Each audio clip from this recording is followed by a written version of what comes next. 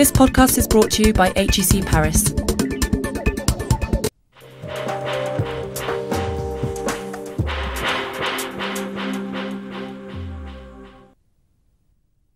Je suis très sensible à l'honneur qui m'est fait par une institution où j'ai enseigné avec un très grand plaisir pendant plusieurs années, à l'invitation de messieurs Bernard Ramanansou et Bertrand Moinjon, et où j'ai beaucoup d'amis. Je dis à tous ceux qui sont responsables de l'honneur qui m'est accordé, ma gratitude. J'ai voulu saisir cette occasion un petit peu solennelle, dont la solennité est redoublée à mes yeux par la présence impromptue d'un des plus grands sociologues vivants, Robert Merton. Je voulais saisir cette occasion pour essayer de dire ce que la sociologie peut apporter à la démocratie. J'ai en effet la conviction, comme tout chercheur, que ma science, la sociologie, peut contribuer à une action politique réellement démocratique, à un gouvernement de tous les citoyens, définition idéale de la démocratie, propre à assurer le bonheur de tous les citoyens. Cette conviction, je voudrais vous la communiquer et peut-être vous la faire partager, même si c'est un peu présumé de mes forces, et surtout sous-estimer les obstacles et les résistances inévitables que la sociologie connaît bien à la réception de la sociologie. On ne peut plus poser la question de la démocratie aujourd'hui sans prendre en compte le fait que les sciences sociales sont présentes sous des formes plus ou moins dépravées dans la réalité sociale elle-même. Il ne se passe pas 2 jours sans que l'économie et les économistes ne soient invoqués, pour le meilleur ou pour le pire, mon ami Edmond Malinvaud en jugerait mieux que moi, pour justifier les décisions de gouvernement. La sociologie est moins souvent mise à contribution, et c'est seulement devant les situations de crise, devant les problèmes dits sociaux, comme si tous les autres ne l'étaient pas, tel aujourd'hui le problème de l'université ou la question des banlieues, que l'on fait appel aux sociologues, notamment dans les médias. La présence des sciences sociales au sein de la société contribue à redonner une intensité particulière à un problème très ancien. Une politique réellement démocratique se trouve placée devant la forme moderne d'une très vieille alternative, celle du philosophe roi ou du despote éclairé et du démagogue, à savoir l'alternative de l'arrogance technocratique qui prétend faire le bonheur des hommes sans eux ou même malgré eux, et de la démission démagogique qui accepte telle qu'elle la sanction de la demande, qu'elle se manifeste à travers les enquêtes de marché, les scores de l'audimat ou les codes de popularité. Sans compter les cas où, comme on l'a vu encore récemment, les gouvernements se portent en alternance, par inconstance ou par cynisme, vers les 2 branches de l'alternative. Je pense donc que, tant dans le gouvernement de l'État que dans la direction d'une entreprise, une politique réellement démocratique, c'est-à-dire à terme réellement et pas seulement formellement rationnelle, doit s'efforcer d'échapper à cette alternative. Je n'insisterai pas sur les conséquences de l'erreur technocratique qui se commet plutôt au nom de l'économie. Nous en avons ces jours-ci de beaux exemples sous les yeux, et il faudrait détailler les coûts, pas seulement sociaux, notamment en souffrance et en violence, mais aussi économiques, de toutes les économies que l'on impose au nom d'une définition restreinte, mutilée de l'économie. Je dirais seulement en passant, pour donner à réfléchir, qu'il y a ce que j'appelle une loi de conservation de la violence, et que si l'on veut faire diminuer véritablement la violence la plus visible, crime, vol, viol, voire attentat, il faut travailler à réduire globalement la violence qui reste invisible, en tout cas à partir des lieux centraux ou dominants,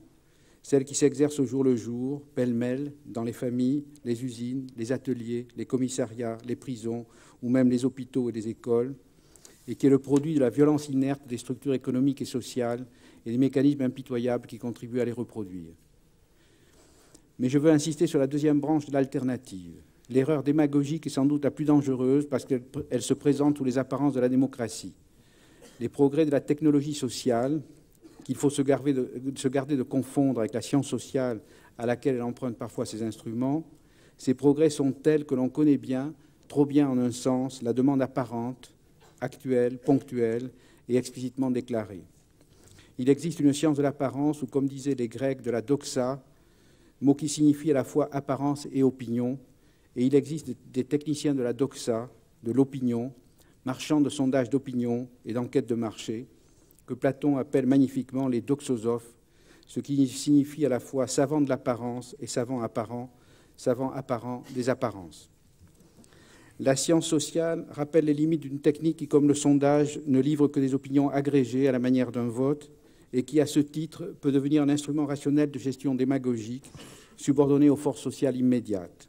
Elle fait apparaître qu'une politique qui donne satisfaction à la demande apparente pour s'assurer le succès manque sa fin propre, qui est de définir des fins conformes à l'intérêt vrai du plus grand nombre et n'est rien d'autre qu'une forme à peine déguisée de marketing. Pour en faire la démonstration, il faudrait rappeler très brièvement ce que nous savons sur les processus sociaux de production des opinions individuelles et collectives, ce que l'on appelle communément l'opinion publique. L'illusion démocratique sur la démocratie, illusion bien compréhensible puisqu'elle était impliquée dans la lutte incontestablement démocratique pour le suffrage universel. Cette illusion, donc, consiste à oublier qu'il y a des conditions d'accès à l'opinion politique constituée, exprimée. Opiner, disait Platon, opiner, doxazein, c'est parler, c'est porter au niveau du discours, et comme chacun sait, c'est porter une pensée au niveau du discours, et comme chacun sait, nous ne sommes pas tous égaux devant le langage. J'ai procédé à une analyse détaillée de cette sorte de rebut des enquêtes d'opinion que sont les non-réponses, et j'ai observé que la probabilité de répondre à une question d'opinion, surtout s'il s'agit d'un problème politique constitué comme tel par le microcosme politique, est très inégale chez les hommes et chez les femmes, les instruits et les incultes, les riches et les pauvres, et que par conséquent, l'égalité formelle des citoyens cache une inégalité réelle. À quoi s'ajoute que la plupart du temps, les sondeurs exercent un effet d'imposition de problématiques. Ils obtiennent ainsi des réponses, par oui ou par non, à des questions non posées, je veux dire à des questions que les enquêtés ne s'étaient pas posées avant qu'on les leur pose, et qu'ils n'étaient pas en mesure de poser par leurs propres moyens, la réponse étant ainsi un pur artefact. Quelle conclusion faut-il tirer de ce bref constat? Un scepticisme profond concernant la démocratie? Pas du tout. Il faut encore une fois revenir à Platon, qui indique que la science nous informe sur les moyens, mais qu'elle reste muette sur les fins, qui est de notre ordre, qui appartiennent à un autre ordre. Dans le cas de la démocratie, les fins sont tracées comme un programme par le mot même. Si l'on parle de démocratie, les fins sont clairement posées. Il faut, ayant fait le constat que j'ai rappelé, travailler à universaliser, c'est-à-dire à démocratiser les conditions économiques et culturelles de l'accès aux conditions qui rendent possible la production d'une opinion politique informée, qui rendent apte à résister aux impositions de problématiques ou de réponses dont nous avons des exemples sous les yeux tous les jours. Parmi les armes dont la société dispose pour atteindre cette fin, il y a évidemment l'éducation, mais il y en a d'autres. La sociologie enseigne aussi ce que l'on a appelé les lois d'airain des appareils politiques. Des sociologues du début de ce siècle, que l'on a appelé néo-machiavéliens, ont décrit les processus de concentration du pouvoir de représentation aux mains de quelques-uns qui s'opèrent au sein des appareils politiques et surtout des appareils politiques de gauche, représentatifs des dominés. Ces lois d'airain ne sont pas, comme le croyaient les inventeurs de ces lois, qui restent vraies, ces lois d'airain ne sont pas des lois de la nature, qui seraient inscrites dans la nature de l'homme et qui voudraient que